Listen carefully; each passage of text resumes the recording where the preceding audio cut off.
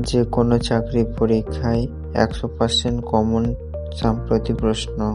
বাংলাদেশে 23তম রাষ্ট্রপতি হিসেবে কে নির্বাচিত হয়েছেন?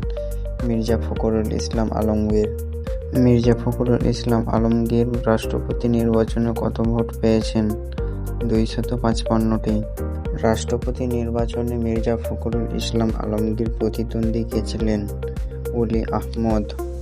অলি আহমদ রাষ্ট্রপতি নির্বাচনে কত ভোট পেয়েছেন? 88টি।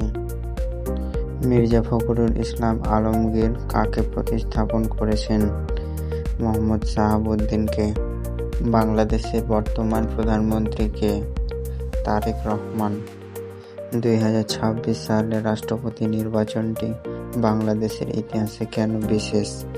এটি 1991 সালের পর প্রথম প্রতিদ্বন্দ্বিতাপূর্ণ রাষ্ট্রপতি নির্বাচন, তাই।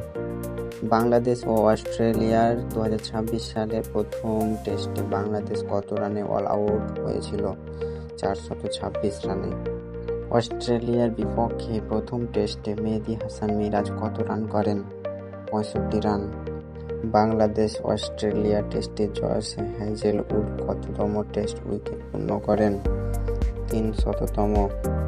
2026 সালে অস্ট্রেলিয়ার মাটিতে বাংলাদেশ প্রথম টেস্ট জয় পায় কত উইকেটে? 9 উইকেটে। অস্ট্রেলিয়ার বিপক্ষে প্রথম টেস্টে তানজিদ হাসান কত রান করেন? 101 রান।